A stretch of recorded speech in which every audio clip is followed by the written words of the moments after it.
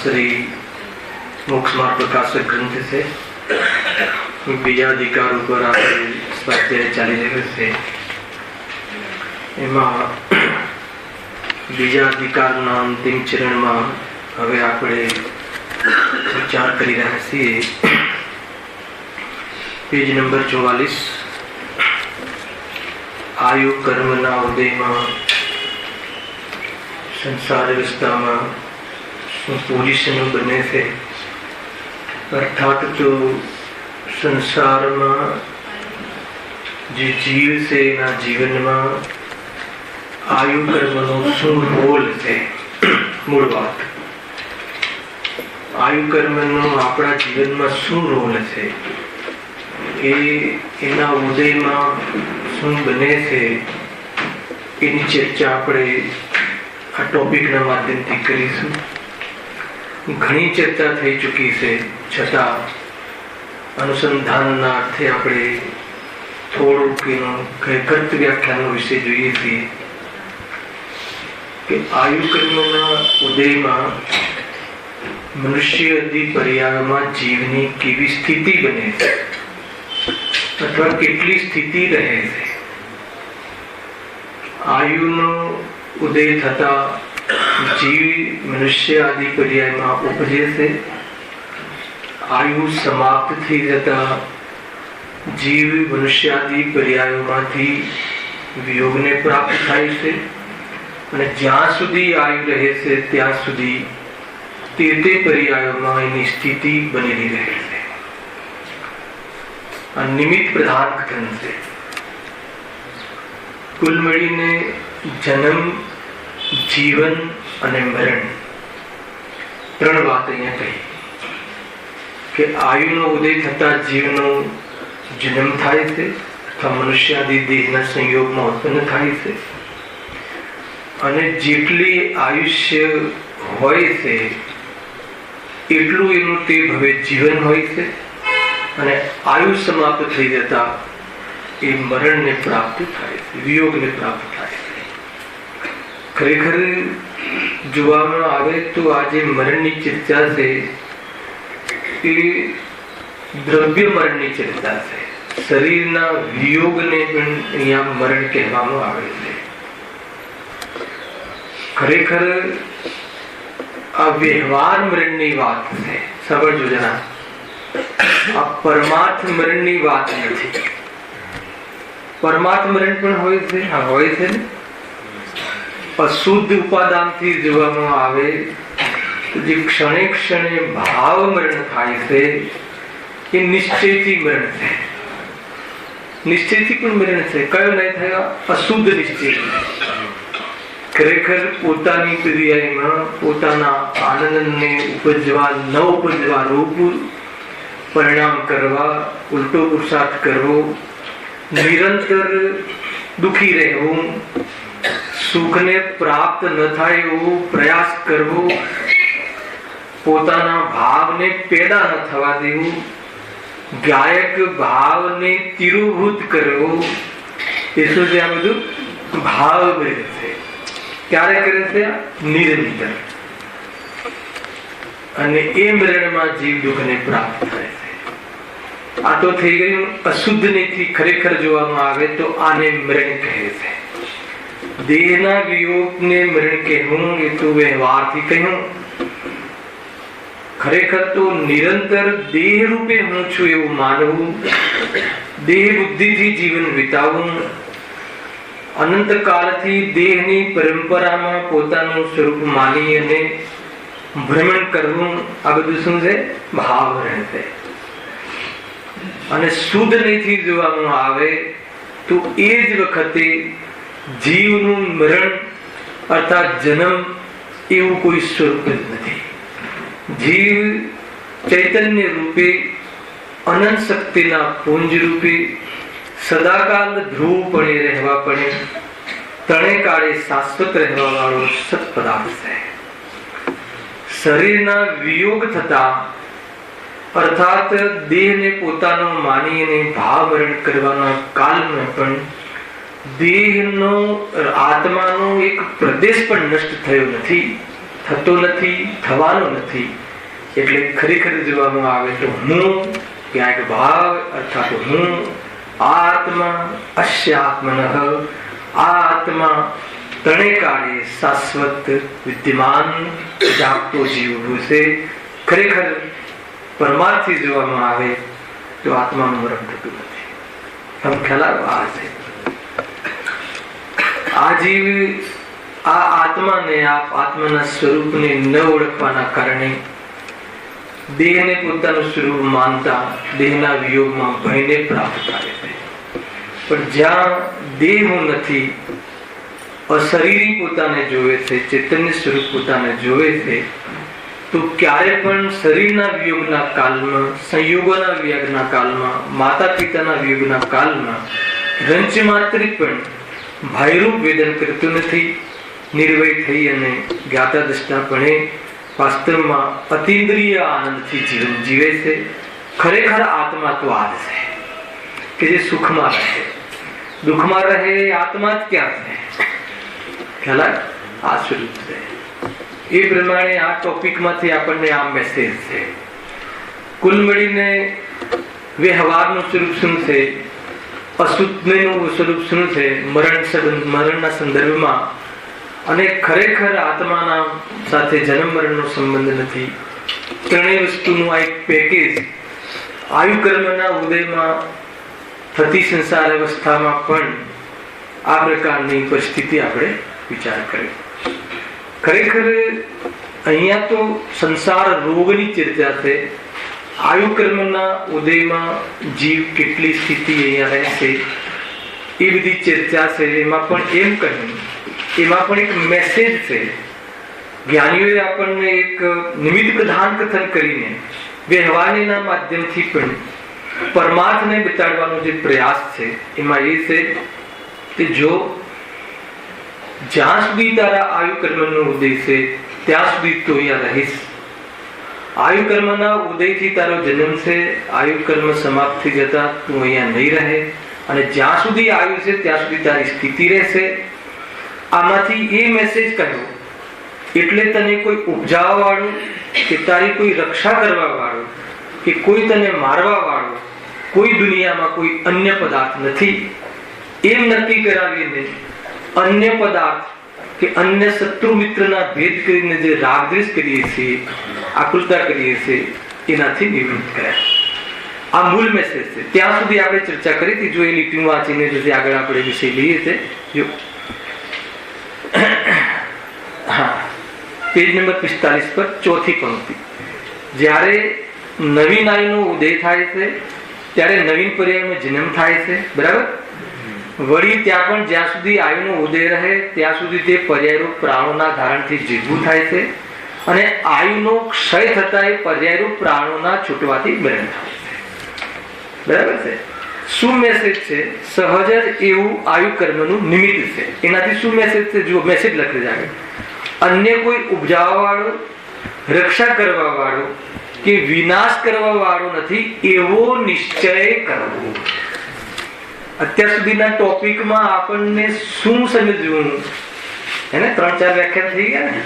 અત્યાર સુધીના ટોપિકમાં જયારે ભાઈ એને રાજા રાણા સ્ત્રીથી હાથી કે અશ્વાર મનના સકો એક દિન અપની અપની વાત, પોતાનો જયારે નિશ્ચિત સમય આવે છે ત્યારે નિશ્ચિત સમય એટલે કયો આયુ સમાપ્ત થઈ જતા વિયોગ થાય છે, અને આયુનો ઉદય થતા જન્મ થાય છે. આયુ જ્યાં સુધી હોય છે, આયુ એટલે કર્મ, આયુ કર્મ, આયુ કર્મનો ઉદય જ્યાં સુધી હોય છે ત્યાં સુધી એની સ્થિતિ બનેલી રહે છે. એટલે તને કોઈ મિત્ર, ડોક્ટર, કોઈ દેવેન્દ્ર, કોઈ જે પણ માતા પિતા એ તને ઉપજાવ્યો એવું સ્વરૂપ નથી. ખ્યાલ? અર્થાત કોઈ શત્રુ, કોઈ ખોટા વ્યક્તિઓ એના દ્વારા તારો આ શરીરનો વિયોગ થઈ જશે એવું સ્વરૂપ નથી. અને આખું જીવન કોઈ તારી રક્ષા કરે એટલે તારા પ્રાણ રહે છે, એટલે તારું આ જીવન રહે છે એવું સ્વરૂપ નથી. માટે તું આ નિમિત્ત પ્રધાન આ કર્મ થિયરીથી પણ તું પર પદાર્થ અર્થાત નો કર્મથી વૈરાગ્ય લાવ, અર્થાત તું એનાથી પણ વિરક્ત રહે. કુલ મળીને આ મેસેજ છે. ખ્યાલ આવે?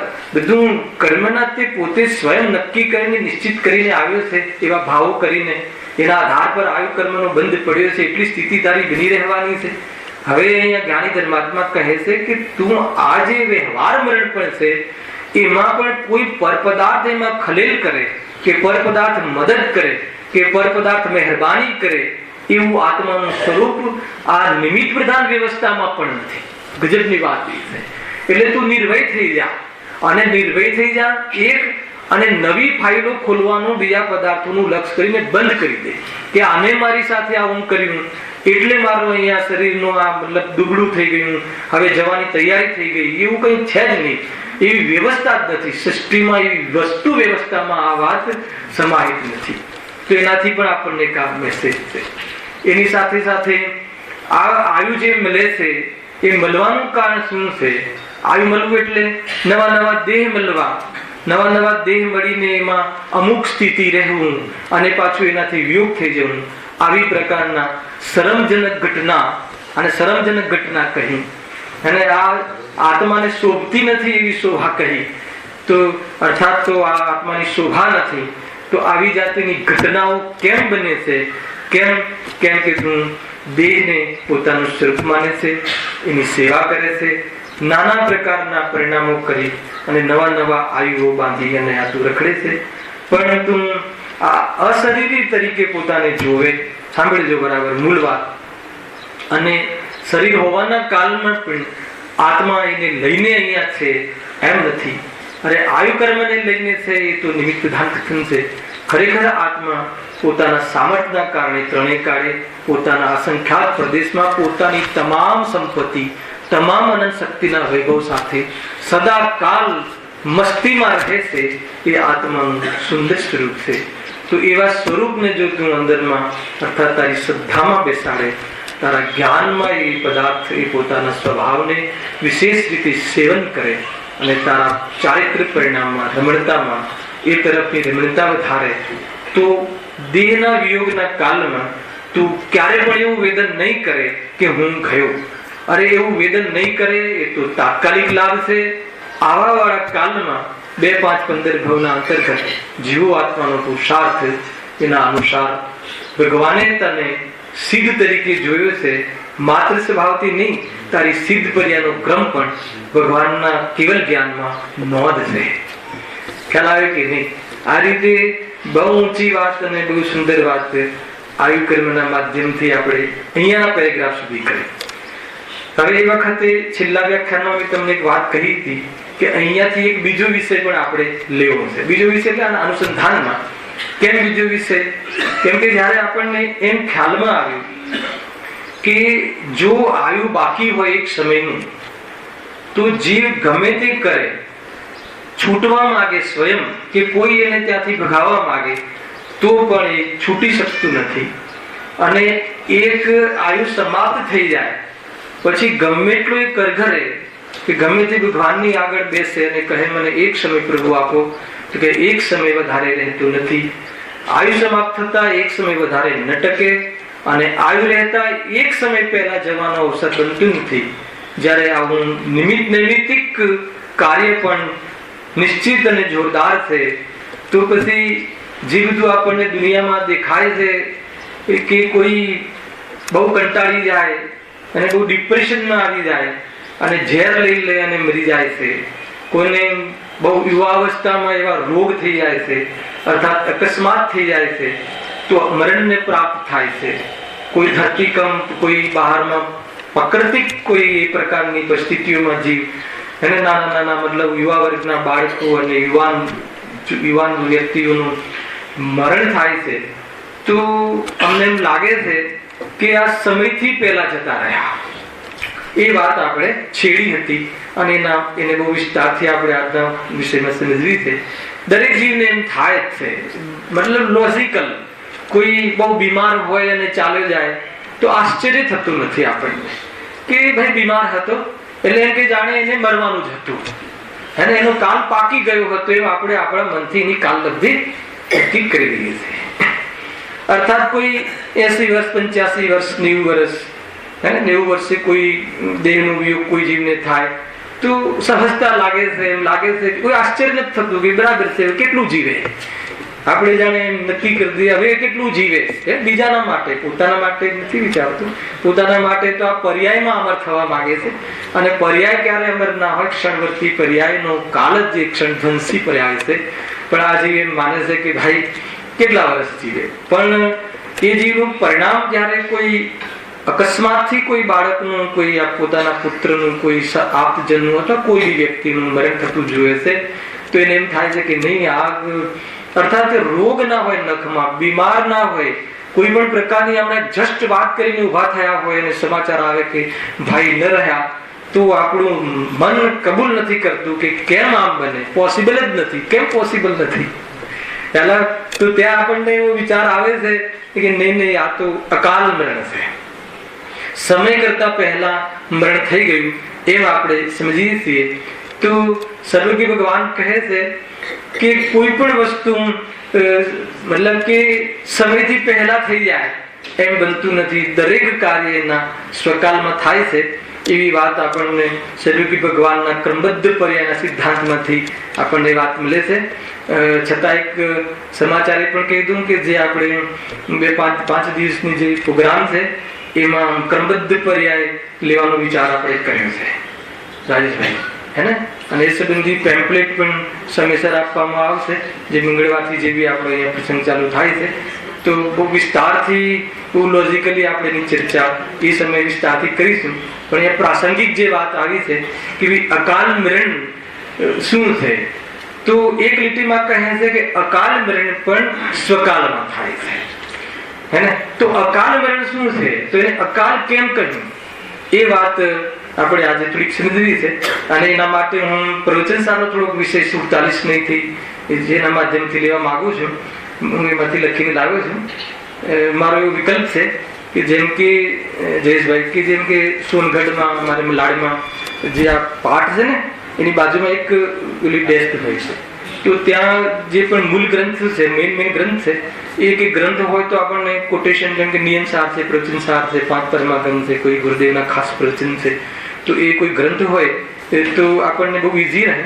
પણ કોઈ વાત નહીં, હું પ્રવચન સારમાંથી અને ગુરુદેવના પ્રવચનથી નોટ્સ કરીને લાવ્યો છું. અને આપણા પુણ્ય જોરદાર કામ કરે છે, તો એ પ્રમાણેનું કામ યથા સમય થાય છે. પણ એક જરૂર સારું પડે આપણને એક, હા, એટલા માટે.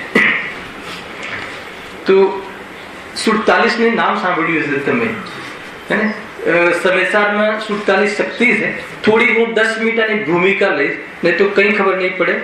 વિષય મોક્ષમાર્ગ પ્રકાશકનો આયુક્રમના ઉદયમાં થતી જે સંસારમાં રોગ અર્થાત અવસ્થા છે, પરંતુ એની અંદર જે મારે આ ટિપ્સ આપવી છે કે જે મને આગળ બી ઘણા વિષયો લેવા છે, તો હંમેશા આપણને આ સિદ્ધાંત વચ્ચે વચ્ચે ચર્ચા કરવાની મારી આદત છે, જેથી કરીને આપણને આગળના વિષયો સરળ રહે.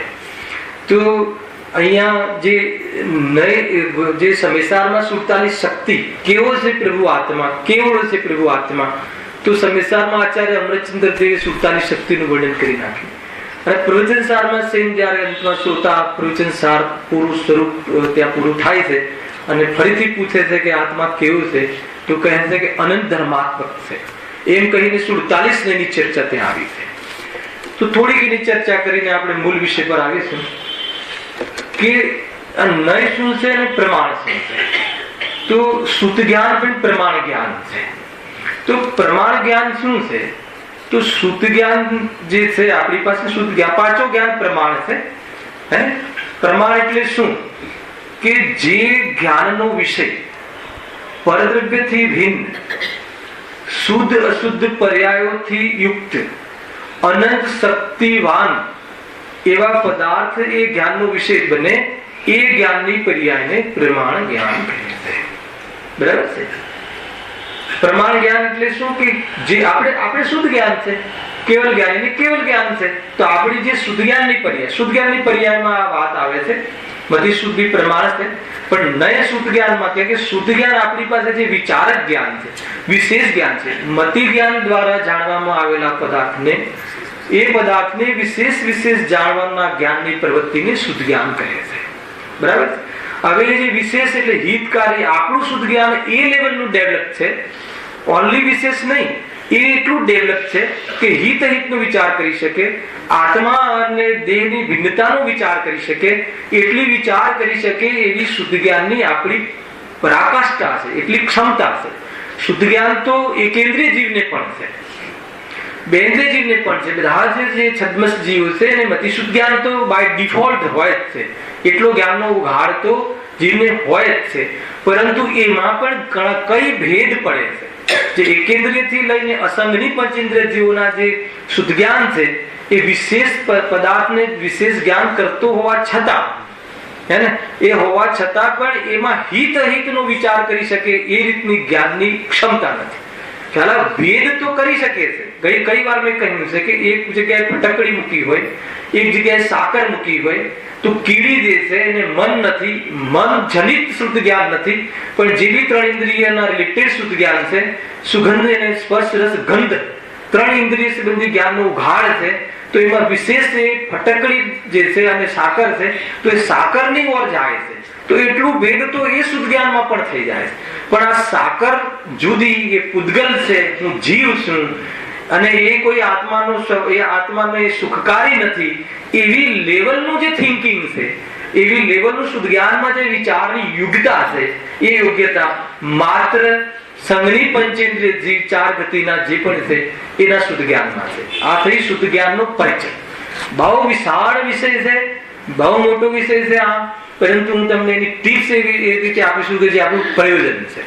તો હવે આ શુદ્ધ જ્ઞાન આપણી પાસે છે, તો એમાં એને પ્રમાણ કયા જ્ઞાનને કહેવાય? એક તો જે સમ્યક જ્ઞાન છે, પ્રમાણ જ્ઞાન છે. હવે સમ્યક જ્ઞાન કોને કહેવાય? તો કે સમ્યક દર્શન પૂર્વકના જ્ઞાનને સમ્યક જ્ઞાન કહેવાય. પણ અહીંયા શ્રદ્ધાની મુખ્યતાથી વાત નથી કરવી. અહીંયા પ્રમાણ જ્ઞાન એને કહેવાય કે જે વસ્તુને, પૂરી વસ્તુ જે જ્ઞાનનો વિષય બને, પૂરી વસ્તુ એ જ્ઞાનની પર્યાય. પ્રમાણ પણ જ્ઞાનની પર્યાય છે, નહીં પણ જ્ઞાનની પર્યાય છે. એ અપેક્ષાએ તો એ એક વિશેષ પર્યાય છે. પણ જ્ઞાનની એ પર્યાય, હવે આગળ વધીએ છીએ, જ્ઞાનની એ પર્યાય કે એ જ્ઞાનનો વિષય કોણ બને? પરદ્રવ્યથી પ્રથમ. પરદ્રવ્યથી તો સર્વથા પ્રથમ. દેહની સાથે દૂધ અને પાણીની જેમ રહેવા છતાં પણ આત્માની મુખ્યતાથી ચર્ચા કરીએ છીએ, આત્મા દેહથી સર્વથા પૃથક છે. અને પૃથક છે, બંનેના પ્રદેશો ભેદી નથી, ગમે એટલી નિકટતા હોય પણ એક નથી. હેલા, એ તો કોને? જ્ઞાનીને કે અજ્ઞાનીને? અને જ્ઞાનીને ભિન્ન, આપણે અભિન્ન. અરે ભિન્ન તો દરેકને છે. જ્ઞાની જેવું છે એવો અનુભવ કરે છે, અને અજ્ઞાની જેમ છે એમ અનુભવ નથી કરતો, એટલે અજ્ઞાન. તો સર્વ પર પદાર્થથી તો ભિન્ન, પૃથક અને પોતાની શુદ્ધ પર્યાય. શું વાત કરો છો? શુદ્ધ અને શુદ્ધ એટલે કઈ પર્યાય લેવી? શુદ્ધમાં એક તો સંવર નિજરા મોક્ષ શુદ્ધ પર્યાય, અને અશુદ્ધ તો મોહ રાગ દ્વેષ આદિ અશુદ્ધ પર્યાય. એક ગુરુદેવે લીધું ત્યાં કે જે જાણવું જે આપણને થાય છે એ સ્વભાવનો અંશ છે, શુદ્ધ છે. ત્યાં કે જાણવાનો ઉઘાડ છે, શુદ્ધ છે. હવે એમાં ઓછું જાણવું, અન્ય જાણવું, અથવા અન્ય પદાર્થોમાં, વિષયોમાં એ જ્ઞાનનો વેપાર કરવો, એ અપેક્ષા એ જ જ્ઞાન કેવું છે? અશુદ્ધ છે. છતાં એ જે જ્ઞાનની અર્થથી જોઈએ તો એ જ્ઞાન સ્વાભાવિક પર્યાય જે છે એ જીવ માત્રને, એકેન્દ્રિય જીવને પણ એ શુદ્ધ પર્યાય છે. એ દરેક જીવને આપણે બધાને. એક અગુરુ લઘુ ગુણ વાળું પણ છે, પણ બહુ ડીપ નથી જવું, એને જટિલ નથી કરવો, વિષયને સરળ કરવો છે. એ શુદ્ધ પર્યાય. આપણે અત્યારે આ શુદ્ધ પર્યાય છે કે નહીં? શુદ્ધ જ્ઞાયક છે એ તો આપણે માની લઈએ છીએ, પણ શુદ્ધ પર્યાય, પણ આ કઈ શુદ્ધ પર્યાય? પુરુષાર્થ કરીને પ્રગટ થવા વાળી નહીં. અનુભૂતિ સ્વરૂપ ભગવાન આત્મા આબાલ ગોપાલ સૌને અનુભવમાં આવી રહ્યો છે. તો અનુભવમાં આવી રહ્યો છે કઈ પર્યાય? ચાહે આબાલ ગોપાલ હોય, ચાહે અજ્ઞાની હોય કે જ્ઞાની હોય, જાણવું જે થાય છે એ તો દરેક જીવનો સ્વભાવ છે. ખ્યાલ? એ કોઈ પુરુષાર્થ વાચક વાત નથી. પુરુષાર્થ તો શું છે?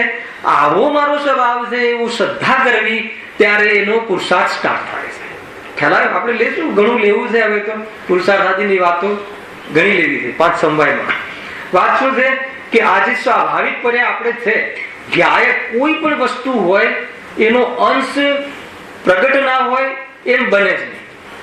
તો આપણે જે ત્રિકાળ જ્ઞાયક શુદ્ધ છે તો એ શુદ્ધ જ રહે છે, કોઈનામાં ભળી જતું નથી. એવું ઇન્ડિકેશન, એવું એધાણ ગુરુદેવના શબ્દમાં, એવું લક્ષણ અને એવો પરિચય કરનારું એક કોઈ વિશેષતા અર્થાત એક એનો અંશ ખુલ્લો હોવો જોઈએ. તો કહે છે કે જ્ઞાન, જો આ જ્ઞાન માઇક ને જાણે, જો આ જ્ઞાન ગંદકીને જાણે, પરંતુ જ્ઞાન ગંદુ નથી થતું એટલે જ્ઞાન શુદ્ધ છે. ખ્યાલ આવે કે જો આ જ્ઞાન તું એમ માનતો, તું એમ માને છે કે મારી ઇન્દ્રિયમાંથી આવે છે, પણ આવે છે જ્ઞાયકમાંથી, એટલે આ સ્વતંત્ર છે. ખ્યાલ આવે કે નહીં? શુદ્ધ છે, સ્વતંત્ર છે. બીજું કે આ જ્ઞાન એક રૂપ છે, એને ક્યારે પણ પર પદાર્થોમાં ભળી નથી જતું, એટલે એક રૂપ રહે છે. જ્ઞાન એક રૂપ રહે છે, એટલે જ્ઞાયક એક. હું જ્ઞાયક એક ભાવ છે, એક ભાવ એટલે એક રૂપ રહે છે. કોનો? સુરક્ષિત રહે છે, મરતો નથી, બગડતો નથી. મરતો નથી, કોઈનામાં ભળી જતો નથી, નષ્ટ થતો નથી, અને કાયમી પૂર્ણ જ્ઞાન સ્વરૂપે ધ્રુવપણે રહે છે. આ થઈ ગયું જ્ઞાન. તો એની જે પર્યાય છે, એની જે એને પ્રગટ કરવા વાળી, એને પ્રસિદ્ધ કરવા વાળી જે પર્યાય છે, એ નિરંતર પ્રગટી રહેલી છે હર સમય. પરંતુ આપણે એનો દુરુપયોગ કરી અને એનો ખોટો વ્યવસાય કરીએ છીએ અને મોહ રાગ દ્વેષ કરીએ છીએ. પદાર્થ જાણવામાં આવ્યો છે કોઈ, એ મારો, એ ખરાબ, એ સારો, એ પરિણામ આપણે બગાડી નાખીએ છીએ, એ અશુદ્ધ પર્યાય.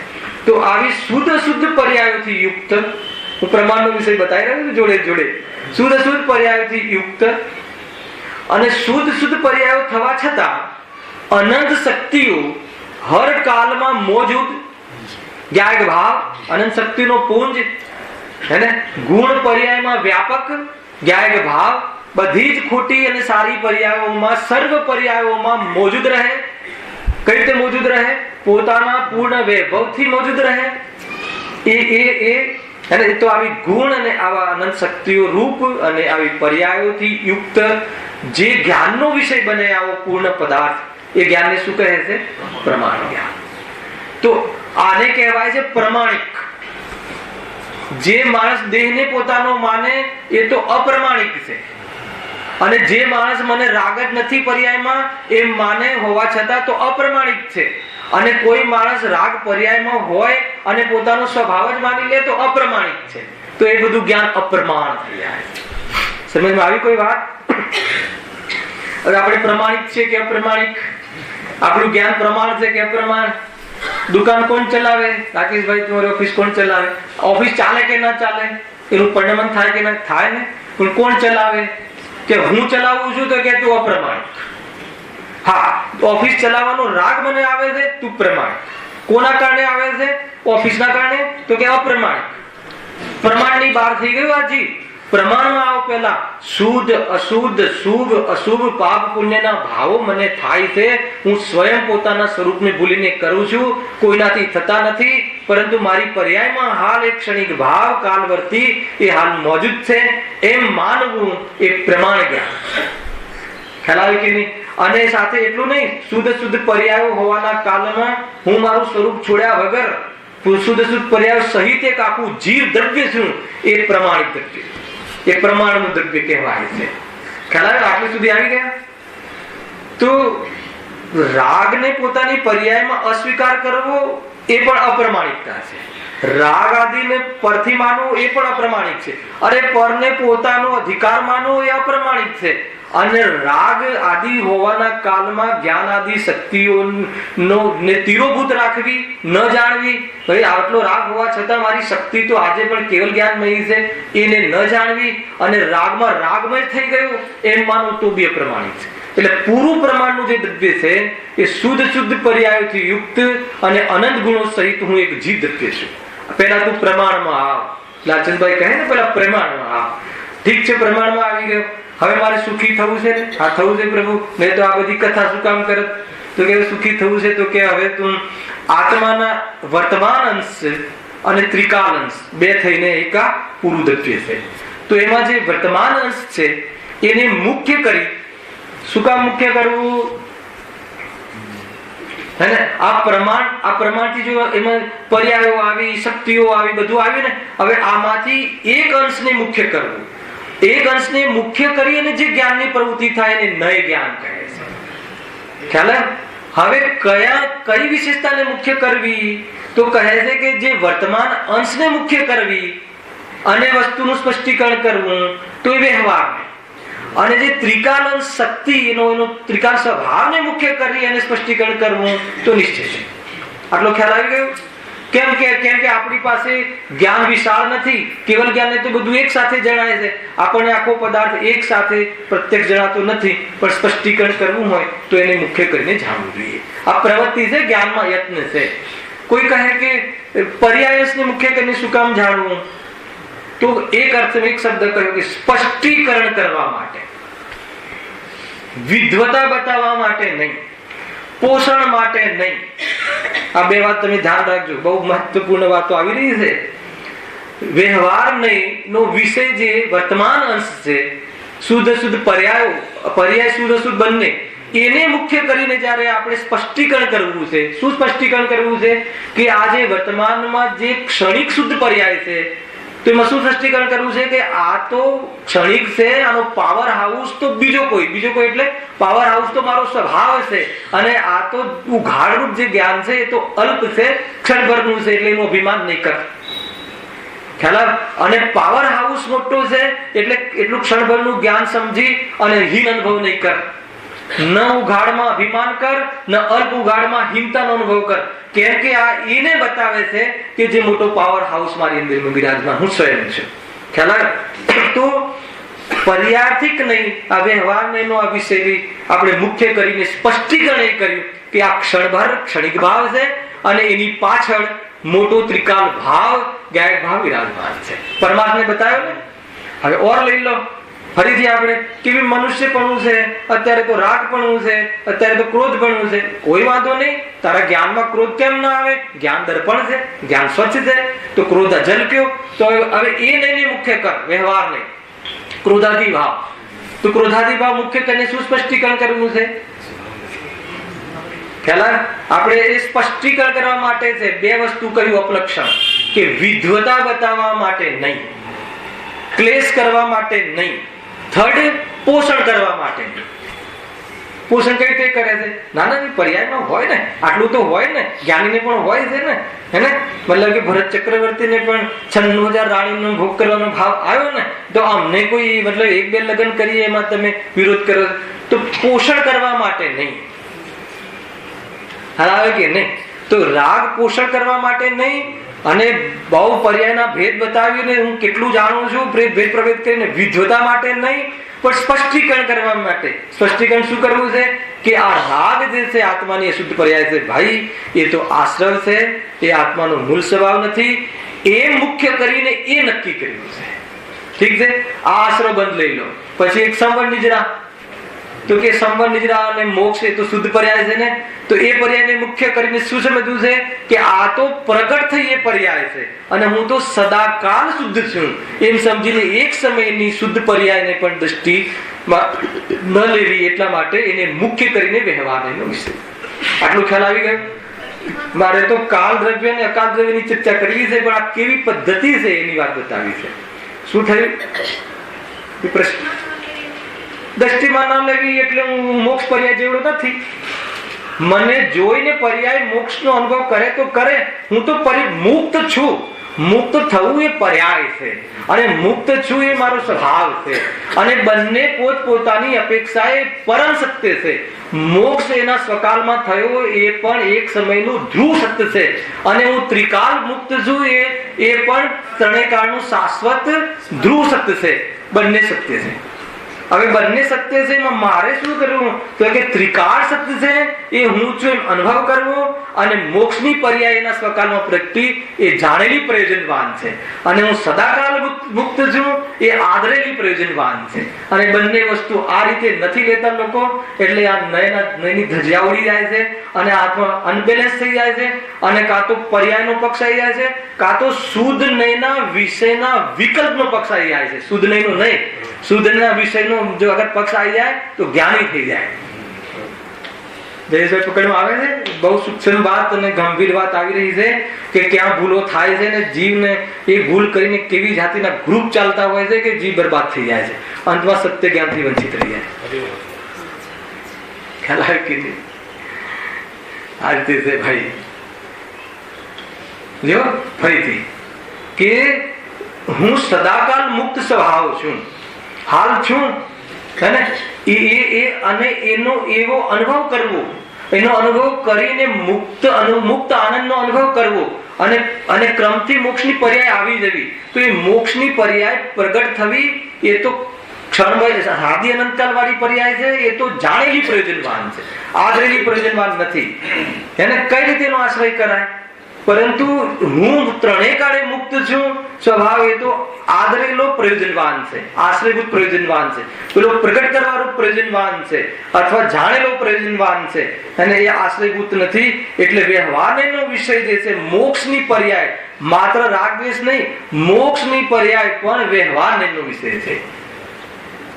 વ્યવહારનો વિષય એટલે થોડો ઓર શબ્દ કડક વાપરું, અશુદ્ધ નો વિષય છે. બહુ ભારે પડી જાય. સર્વજ્ઞ ભગવાન અશુદ્ધ નો વિષય છે, ગુરુદેવ અશુદ્ધ નો વિષય છે, મારી મોક્ષની પર્યાય અશુદ્ધ નો વિષય છે. કેમ અશુદ્ધ નો વિષય? એટલે અશુદ્ધ છે એમ નહીં. અશુદ્ધ નો વિષય એટલે એ પરમાર્થ નથી. જ્યારે હું સ્વરૂપમાં જતો રહીશ ત્યારે હું ગુરુદેવ શ્રીના સામે એમના રાગ રાખી અને એમની સાથે ચર્ચા કરવાના પ્રસંગો નહીં રહે. પરંતુ જ્યાં સુધી સ્વરૂપમાં નથી જતો ત્યારે એવા જ્ઞાનીઓના શરણમાં જરૂર જોવા મળે છે. પરંતુ જ્યારે સ્વરૂપમાં જતા રહે છે જીવો, શુદ્ધોપયોગમાં જતા રહે છે અને પૂર્ણ શુદ્ધોપયોગને પ્રાપ્ત થાય છે, એ જીવોને આ ટાઈપના વ્યવહારો હોતા. એટલે આ બધું પરમાર્થ નથી. અશુદ્ધ નો વિષય એટલે શું? કે જેનાથી મારું પ્રયોજન સધાય નહીં, એ બધું અશુદ્ધ નો વિષય છે. શું વાત કરે છે? સર્વજ્ઞ ભગવાનથી મારું પ્રયોજન સધાય કે ના? તો પ્રયોજન શાનાથી સધાય? માત્ર જ્ઞાયક ભાવ. અને જ્ઞાનીઓએ ગુરુદેવ શ્રીએ સર્વજ્ઞ ભગવાને એ બતાવ્યો એટલે એમાં એમના પર નિમિત્તનો આરોપ આવ્યો અને એનું લક્ષ્ય કર્યું. આપણે એ સમજવાના વિચારો કર્યા. એ આશ્રય ભાવ છે અને એમાં સમાઈ ગયા. એ સંવર ભાવ છે અને એ વસ્તુ પરમ પારણામિક ભાવ છે.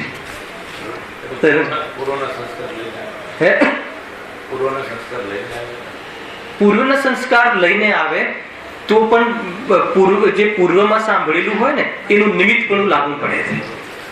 માનો કે કોઈ સાત્વિક નરકનું નારકી છે, હવે ત્યાં તો કોઈ સ્વભાવ નથી, તો સમ્યક દર્શન કરી લીધું, નિસર્ગ અધિગમન બે ભેદ છે ને, તો ત્યાં પ્રત્યક્ષમાં તો કોઈ છે નહીં, ગુરુદેવને પણ પ્રત્યક્ષમાં કોઈ હતું નહીં. તો પણ એને પૂર્વમાં જે વાણી સાંભળી છે એનું નિમિત્ત પણ ત્યાં આરોપમાં આવે છે. વાત એ છે આપણે અહીંયા કે જે જ્ઞાયક ભાવ જે છે એ શુદ્ધ નો વિષય છે, બાકી બધું અશુદ્ધ નો વિષય છે. તો ખરેખર તો મારે પેલા 47 નયમાં જવું છે, તો એ પેલા નય શું છે એ થોડુંક મેં અહીંયા નિરૂપણ કર્યું. નય એ છે કે જે જ્ઞાનમાં પૂરી વસ્તુ જણાઈ, પૂરી વસ્તુ જે જ્ઞાનનો વિષય બન્યો એ પ્રમાણ જ્ઞાન. પેલા પ્રમાણમાં આવ, હે ને, પેલાથી જ્ઞાયક ભાવ નહીં, હે ને. જ્ઞાયક ભાવ તો ત્રણેય કાઢે છે, એ પછી લેશું. પેલા એ જ્ઞાયક ભાવે પહોંચવા માટે તારે કઈ પ્રકારના સ્તર ઓળખવા પડે, હે ને. જ્ઞાયક ભાવ એમને નથી મળતું. ત્રણેય કાળે હોવા છતાં તારી દ્રષ્ટિ એટલી ફેલાયેલી છે વિકારમય, તો કે એને તું પેલા પ્રમાણમાં લાવ. એને પ્રમાણમાં લાવી અને પછી એ મૂળ વસ્તુ ત્યાં તને જોવા મળશે. એ પર્યાયોની શુભ અશુભ પર્યાયોની વચ્ચે હર પર્યાયમાં વ્યાપક મોજૂદ રહેલો જ્ઞાયક ભાવ સુધી પહોંચવું છે ને, તો પછી નયનો ઉપયોગ કરવો પડશે. એટલે નય પૂજ્ય છે, પ્રમાણ અપૂજ્ય છે. પ્રમાણ અપૂજ્ય એટલે આપણે એમ થાય છે કે પ્રમાણ મિથ્યાત્વ છે, એમ નહીં. અપૂજ્ય એટલે શું? જેનાથી મારું કાર્ય ન સધાય, હું તો બહુ સ્વાર્થી છું, ન સધાય તો એ મારા માટે પૂજ્ય નથી. એનામાં વ્યવહારનો નિષેધ કરવાની તાકાત નથી, પ્રમાણ. હા, કેમ કે વ્યવહારને નિષેધ કરવાનો વિષય જ નથી. પ્રમાણને વ્યવહારનો નિષેધ કરવાનો વિષય જ નથી, કેમ કે એનો વિષય કયો છે? તમે કોઈને એક સબ્જેક્ટ આપી દો કે ભાઈ તારે આ બધાનું ધ્યાન રાખવાનું છે, તો હવે તમે કહો કે ભાઈ હવે તું બહાર જા, પણ એ તો એને સોંપ્યું છે. વ્યવહાર એને શું સોંપ્યું છે? શું કાળજી રાખે? પરહેજ પાડવાનું કામ વ્યવહાર નહીં કરે અને ટોનિક લેવાનું કામ નિશ્ચય નહીં કરે. બંનેનું પોતપોતાનું પ્રયોજન છે. વ્યવહારને શું બતાવે છે કે જો આ બધા રાગ આદિ ભાવ છે ને એ તારા છે અને એ તારા દુઃખના સ્વભાવ તારા છે, તો એમ સમજી અને એનાથી સચેત કરે છે એ વ્યવહારને. તો એ વ્યવહારને નો વિષય છે. અચ્છા, વ્યવહારને સમ્યક જ્ઞાનનો અંશ છે કે મિથ્યા જ્ઞાનનો અંશ? સમ્યક જ્ઞાનનો, પ્રમાણ જ્ઞાનનો. પ્રમાણ કોઈ જ્ઞાનમાં કોઈ સમ્યક એની જ્ઞાન એટલે જે જ્ઞાનનો વિષય પૂરી વસ્તુ બને. હવે એ પૂરી વસ્તુને કયા દ્રષ્ટિકોણથી હું જોઉં, કયા એંગલથી હું જોઉં કે જેથી મને ભય ના રહે તો નહીં પ્રગટ થાય. પહેલા તો અનેક ભેગી મળેલી વસ્તુમાંથી હું ક્યાં બિરાજમાન છું તો પ્રમાણ કામ આવશે. મતલબ ભાઈ બેન, પતિ પત્ની, ઘર મકાન, પૈસા और નજીક આવો, શરીર અને રૂપ, આ બધું એ અને એની વચ્ચે આ મારું કુટુંબ, આ મારું ઘર, આ મારા સગા, આ મારું શરીર, આ મારો દીકરો, આ બધું મારું મારું મારું. એમાં ખરેખર હું કોણ એ છે ને કર્મના હિસાબમાં એ બધું તારું છે. એ પણ સત્ય છે. કેમ કે એ એટલે સત્ય છે એ નિશ્ચયથી સત્ય છે. કર્મના ઉદયમાં તારું છે એ છે નિશ્ચયથી, વ્યવહારથી નહીં. નિશ્ચયથી સત્ય કેમ? કોનો નિષેધ કરવાનો છે કે બીજું બધું જે છે ને બીજા પર તારું, જે તને તું લગ્ન કરીને બી નથી લાવ્યો ત્યાં તો તારો અધિકાર પણ નથી. એટલે નિશ્ચયથી આ તારી પત્ની છે હે ને, તો એ નિશ્ચય પેલાનો નિષેધ કરાય. નિશ્ચય નિષેધક હોય. તો જયારે એમ કહે આચાર્ય કે કર્મ ઉદયને આધીન જે પણ તારા સંયોગો છે ખરેખર પરમાર્થથી એ જ તારો હકદાર છે તું પરમાર્થથી એમ કહે ત્યારે છે તો વ્યવહારની વાત. પણ આચાર્ય અમરચંદ્ર દેવે બંધ અધિકારમાં કે ક્યાંક મોક્ષ અધિકારમાં આ વાત કહી.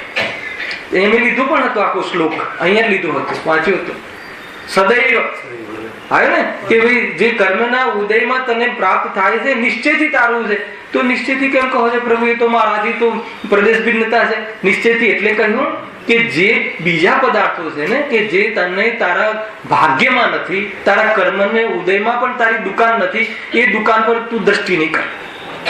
તારે જેની સાથે લેનદેન કરવાની છે ને એ તારા પરિસરમાં કર્મના ઉદયમાં એટલું એ તારો પરમાર્થ છે. ત્યાં એમ કહે આચાર્ય અમરચંદ્ર દેવી કહ્યું. એટલે જ્ઞાનીઓના અભિપ્રાય પ્રમાણે તમારે વિચારવું પડશે. કેમ કે એમને કયા સમયે શું બતાવવું છે કે તને ક્યાંથી દૂર કરવું છે. તો કે પ્રમાણ જે છે ને અને પછી એ જ જ્ઞાની, એ જ આચાર્ય અમરચંદ્ર દેવ, અરે તું જે અનંત સિદ્ધની પર્યાય તને પ્રગટ થઈ છે ને એટલો આત્મા નથી, એ પણ વ્યવહાર. એક બાજુ તમે ઘરને નિશ્ચિત કહો છો અને એક બાજુ કેવલ જ્ઞાનની પર્યાય વ્યવહાર કહો છો. છે શું આ બધું? સમજમાં આવે છે કે પ્રયોજન છે. એટલે નયની એક વ્યાખ્યા છે કે જ્ઞાનીના અભિપ્રાયને નહીં કહે. પછી નો પડી જાય એવું છે ને મહેન્દ્રભાઈ, ના સમજમાં આવે તો મતલબ કે ઉલટું કામ કરી લે. કુલ મળીને એક વિઝન રાખજો કે કુલ મળીને જે પણ કોઈ કહ્યું હોય, ચાહે વ્યવહારને નિશ્ચયને કોઈ પણ નહીં, કોઈ પણ નિરૂપણ જે રીતે એના એંગલથી કર્યું હોય એની પાછળ એક જ ઉદ્દેશ છે વિતરાગતા. આમ સૌથી મોટું પ્રમાણ જ્યારે તને એમ કહે કે ભાઈ આ કરતાનું છે ત્યારે તને વિતરાગ વૈરાગ કે તું બીજાના ઘર પર દ્રષ્ટિ છોડે અને કહે કે ભાઈ ઘર તારું નથી હે ને, તો કહે કે આત્મા તારું સ્વરૂપ છે, એ ઘર તારું છે, આ તારું ઘર નથી. ઘડીમાં આ ઘર તારું કહો છો, એ તો પેલાની અપેક્ષાએ કહ્યું. હવે આની અપેક્ષા આ તારું નથી. તો એ જીવને એટલો કઠોર છે ને તો એને ત્યાંથી છોડાવવું પડે છે.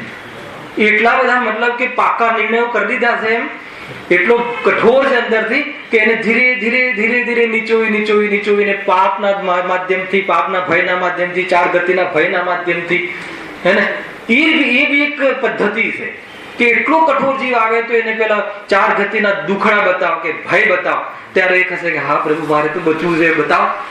ત્યારે એને દરેક જગ્યાએથી એને બહાર કાઢવું છે. હવે જેને જેવી સ્વભાવ હોય એ પ્રમાણે એ જ્ઞાની વાત કરે છે. હવે આપણી સ્વભાવ હોય અને કહે કે નહીં અમારે તો શુદ્ધ નહીં નો વિષય બરાબર છે, રાગ આદિ તો છે જ નહીં આત્મા, તું રાગ આદિ નથી તો શુદ્ધ નહીં ના વિષય પર દ્રષ્ટિ શું કામ કરવી તારે? તો કે રાગ મટાડવા, તો ક્યાંથી મટાડવા છે તારે? તારા જ કથન તારાથી બાધિત થાય છે. શાદવાદ એને ન કેમ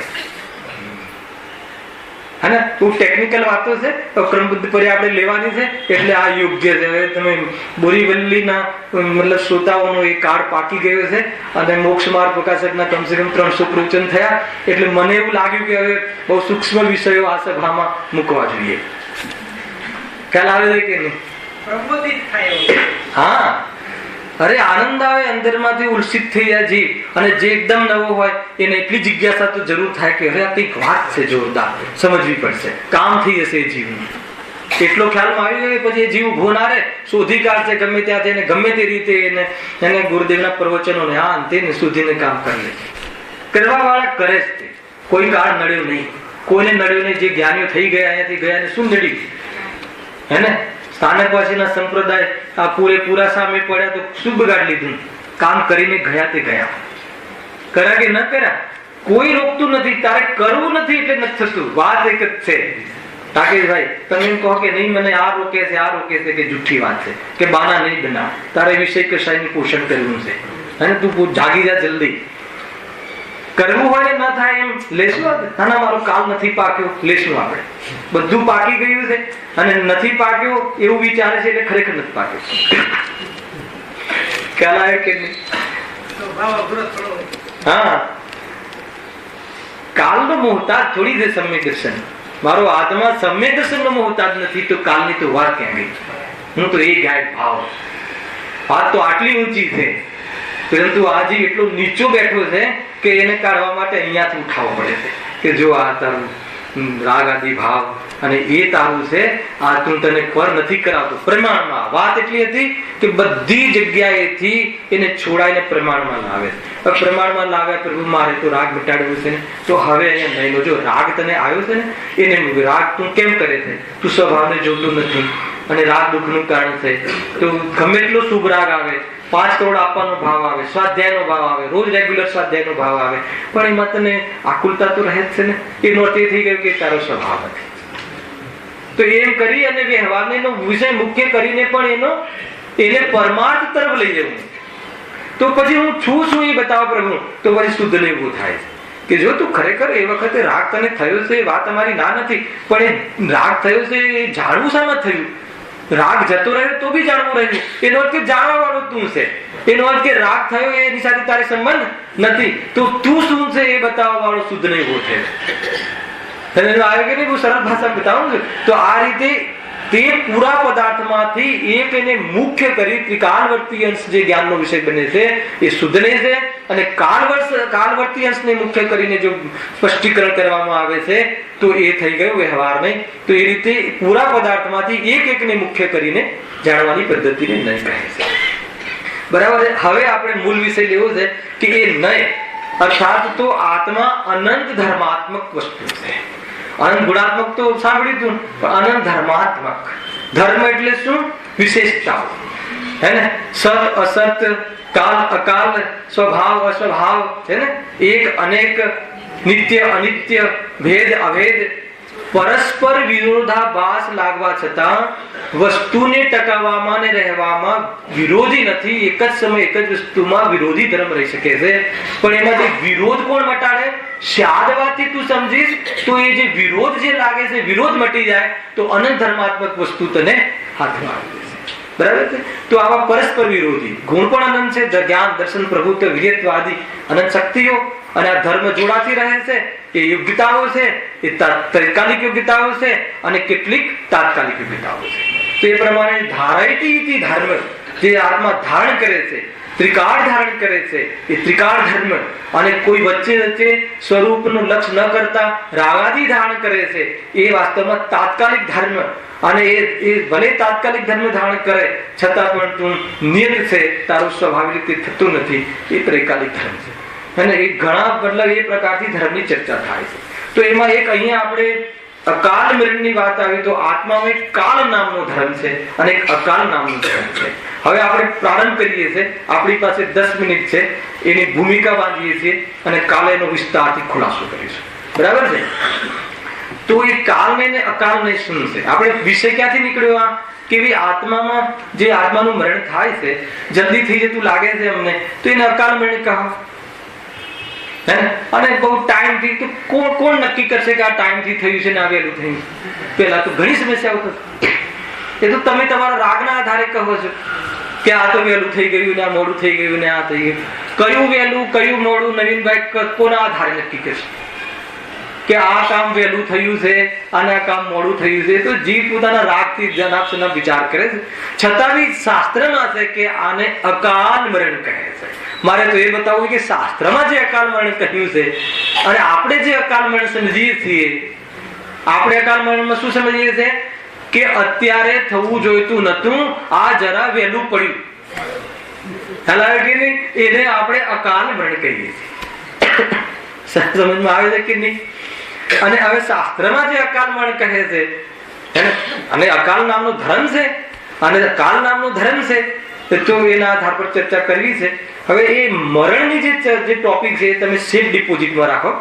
એના પહેલા આપણે કાલનય ને અકાલનયનું સ્વરૂપ સમજીશું, અને કાલનય ને અકાલનયના સ્વરૂપ સમજીને શું સમજવું છે એ સમજીશું, અને પછી આ અકાલ મરણ સાથે એને સ્ટડીંગ કરીશું. જોઈએ હવે કેવું થાય છે, કેમ થાય છે, કેટલી સમજણ પડે છે, અને સમજણ પડીને શું સમજવું છે એની ચર્ચા આપણે કરીશું. જો પેલા વ્યાખ્યા વાંચું. કાલનય, આત્મદ્રવ્ય કાલનય જેની મુક્તિ સિદ્ધિ સમય પર આધાર રાખે એવું છે.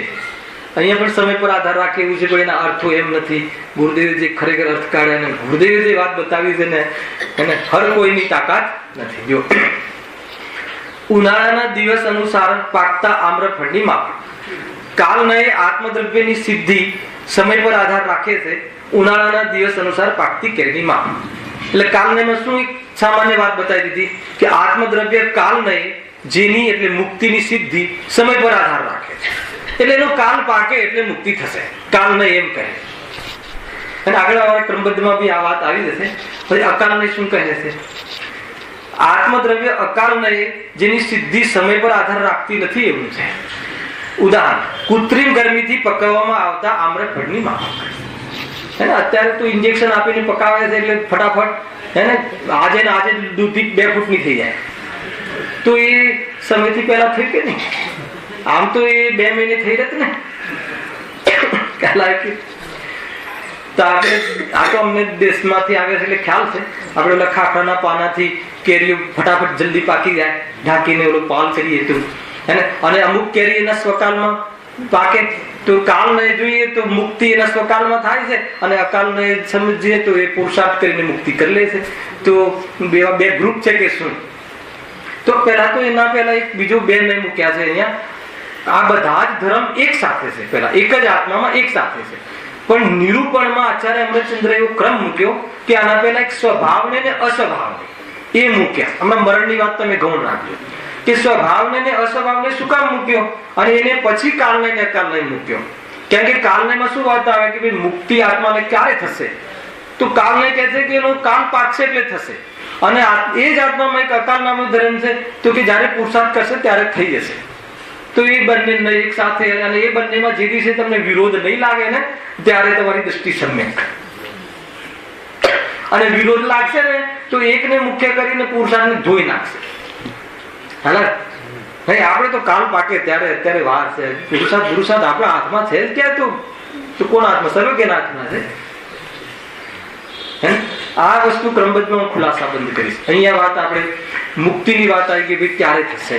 તો એના પહેલા સ્વભાવને ને અસ્વભાવને શું કહે છે એ થોડુંક વાંચી લઈએ, પછી આગળ વધીએ. જો સ્વભાવને, આત્મદ્રવ્ય સ્વભાવને સંસ્કારને નિરર્થક કરનારું છે. બહુ ભારે પડે છે ને. 47 ને પર આપણે 150 પ્રવચન કર્યા રાકેશભાઈ. એક નહીં પર વિસ્તારથી ચર્ચા થયેલી છે. હું અહીંયા 10 મિનિટમાં સમેટવાનો વિચાર કરું છું. સ્વભાવને, આત્મદ્રવ્ય સ્વભાવને સંસ્કારને નિરર્થક કરનારું. એટલે શું? સંસ્કારને જોવામાં આવે, સ્વભાવને જોવામાં આવે તો આત્માને સંસ્કારની જરૂર નથી. સંસ્કાર પાડી શકાતો જ નથી. આત્માને જ્ઞાનમય કરવા માટે શું કરવું બતાવો? આત્માનો જે સ્વભાવ જ્ઞાનમય છે એમાં ક્યાંથી લાવીને પૂરવું? અરે એ તો સ્વભાવમાં તો તું કઈ કરી છે. સ્વભાવ એને કહેવાય કે જેમાં કઈ કરવાનું નથી, એટલે સહજ છે. જેમાં કઈ કરવાનું હોય ને એમાં અસહજતા લાગે. ખ્યાલ આવે છે કે નહીં? એ રીતે જો, અર્થાત આત્માને સ્વભાવને સંસ્કાર નિરુપયોગી છે. એટલે સંસ્કાર પાડવાની જરૂર નથી. ચલો ઘરે. જીવને એમ થાય છે જેને કોઈથી અણી કાઢવામાં આવતી નથી, પણ જે સ્વભાવથી જ અણીવાળો હોય છે એવા તીક્ષ્ણ કાંટાની માફક. ઉદાહરણ બી કેવા કેવા જંગલમાં રહે ને મુનિરાજ, તો પેલા કાંટો દેખાયો, આ કાંટો એને તો બાય ડિફોલ્ટ એ તો અણીવાળો જ છે, એને અણી કાઢવાની જરૂર નથી. તો જે સ્વભાવગત છે પહેલાથી એને સંસ્કાર શું પાડવા? આત્માને ચેતનના સંસ્કાર પાડવાની જરૂર નથી, કારણ કે ચેતન સ્વયં છે સ્વભાવથી. આ સ્વભાવની વાત છે. હવે એક અસ્વભાવને, અસંસ્કારને, એમ સમજો આત્મદ્રવ્ય અસ્વભાવને સંસ્કારને સાર્થક કરનારું છે. પલટી મારે છે તરત જ, પલટી નથી મારતા. આ બે ધર્મ છે આત્મામાં. ત્રિકાળ ધર્મ, ત્રિકાળ સ્વભાવ એવો છે કે એમાં કાંઈ કરવાનું નથી, પણ પર્યાયમાં એક એવો સ્વભાવ છે કે એમાં ઘણી બધી ગફલતો છે, તો એમાં ભેદ વિજ્ઞાન કરી અને એમાં વિશેષ પુરુષાર્થ કરી અને પુરુષાર્થ પૂર્વક એના સ્વકાલમાં એના સંસ્કાર પાડવાની વિધિ બતાવી છે. ખ્યાલ આવે કે નહીં? હું એક એક કથન, એક એક શબ્દ બોલું છું એવું પ્રમાણ છે, ધ્યાન રાખજો, જેમ તેમ નથી. હે ને? પર્યાયમાં જે રાગાદી ભાવ છે, તો એને જીવ એનો અભાવ કરવા માટે, જો આ અસંસ્કાર નહીં હોત જ નહીં તો આ બધી સ્વભાવ ના હોત. જીવમાં એવી યોગ્યતા છે કે કોઈના માધ્યમથી સાંભળી વિચાર કરી, કોઈમાં લઈ લો દેવશાસ્ત્ર ગુરુ, દેવગુરુ શાસ્ત્રના માધ્યમથી સાંભળી અને વિચાર વિમર્શમાં લાવી અને રાગ આદિથી ભિન્ન છું એવી જાતિના પર્યાયની અંદર જેવો આત્માનો સ્વભાવ છે એવો સંસ્કાર પાડવાની વ્યવસ્થા છે. અગર જો એવી જાતિની યોગ્યતા અને વ્યવસ્થા ના હોત તો આ સ્વભાવ જ ના. છતાં પણ સભાથી કાર્ય થતું નથી. કાર્ય તો પોતાની યોગ્યતામાં સ્વયં પુરુષાર્થ કરી એના સ્વકાલે એ કાર્ય થાય છે, અને એ પ્રમાણે એક ત્યાં અસ્વભાવ નહીં આત્મામાં પડ્યો છે. અને સ્વભાવમાં તો કઈ કરવાનું નથી, બંને એક સાથે છે. સ્વભાવમાં કઈ કરવાનું નથી, એ તો દ્રષ્ટિનો વિષય, અને એના પર દ્રષ્ટિ કર એ અસ્વભાવ નહીં. આજ સુધી તે કરી નથી, પરંતુ દ્રષ્ટિ કરી શકે, બે એક સાથે. અને આ બંને નયો એક સાથે ક્યારે પ્રગટ થાય? જ્યારે જીવ પુરુષાર્થ કરે ત્યારે. ક્યારે કરશે? જ્યારે એના સ્વકાલમાં. અને ક્યારે સ્વકાલમાં થશે? તો ક્યારે થશે? પુરુષાર્થ કરશે એ જ એનો સ્વકાલ છે. ઘણી બધી વાતો આપણે લેવી છે. જો તો વાત અહીંયાથી નીકળી કે જેમ સ્વભાવથી અણી હોતી નથી, પણ સંસ્કાર કરીને લુહાર વડે અણી કાઢવામાં આવી હોય છે એવા તીક્ષ્ણ તીરની માફક. તો તીરમાં અણી નથી હોતી, તો લુહાર દ્વારા એને સંસ્કારિત કરવામાં આવે છે. એમ પર્યાયમાં શુદ્ધતા હોતી નથી, તો એને સંસ્કારિત કરી શકાય છે. એમાં પુરુષાર્થ કરી અને જીવ એમાં પોતાના જે સંસ્કાર ભાવ છે એને દૂર કરી શકે છે. અને એમાં કરી શકે છે નહીં, એમાં તો જરૂર જ છે. અને પેલામાં જરૂર જ નથી, એમાં નિરુપયોગી છે. કેમ કે મારે સ્વભાવ બનાવવો છે, વાત ક્યાં રહી? સ્વભાવ મારો આવો છે એવો નિર્ણય કરી અને સ્વભાવનો અનુભવ કરવો છે. કેમ કે અત્યાર સુધી હું સ્વભાવનો અનુભવ હોવા છતાં મને પર અનુભવમાં આવે છે, મને પૂતગલ અનુભવમાં આવે છે એવી જાતિની તારી ભ્રમણા પર્યાયની અંદર વેદિક જ્ઞાન કરી અને તું પૂરો ટ્રસ્ટથી, પૂરા વિશ્વાસથી કહેલા ભગવાને કહેલી વાતને અને તારા સ્વરૂપને તું અનુભવમાં, શ્રદ્ધામાં લાવી શકે એવી જાતિની તારામાં એક યોગ્યતા. આ યોગ્યતા ક્યારે છે અને કાર્ય ક્યારે થશે? તત્સમયની યોગ્યતા. તો તત્સમયની યોગ્યતા શું છે? કાલલબ્ધિ છે કે પુરુષાર્થ છે? અરે પાંચે છે. તત્સમયની યોગ્યતા હું પાંચે સમવાય ઘટાઈશ. ખ્યાલ આવે કે નહીં? તત્સમયની યોગ્યતા બધું એક સાથે છે, તો એ પ્રમાણે પાંચ સમવાય મળે ને ત્યારે કાર્ય અવશ્ય થાય. કાર્ય થાય ત્યારે પાંચ સમવાય હાજર હોય ને હોય. કોઈ કહે કે નહીં ખાલી કાલલબ્ધિથી થાય, કોઈ કહે કે આનાથી થાય, કે તારી વાત ખોટી છે. કુલ મળીને અહીંયાથી આપણે વાત એ કાઢવી છે કે સ્વભાવ અસ્વભાવ નહીંથી જોવામાં આવે તો જીવ મુક્તિ કરી શકે છે. તો તદ પ્રશ્ન ઉત્પન્ન થયો કે મુક્તિ કઈ રીતે કરાય? તો કે કાળ પાકશે ત્યારે થશે કે અકાળ નહીં, અથવા હું અત્યારે મારે કરવું છે તો હું કરી શકું કે નહીં? હે ને? એ જ પ્રમાણે પછી મરણ, તો જે આ મરણ થયું એ એના સ્વકાલમાં થયું કે પહેલા થયું? એ બે વાતો આપણે આના રિલેટેડ હોવાના કારણે આપણે આ કાલને અને અકાલની ચર્ચા અહીંયા પ્રારંભ કરી છે.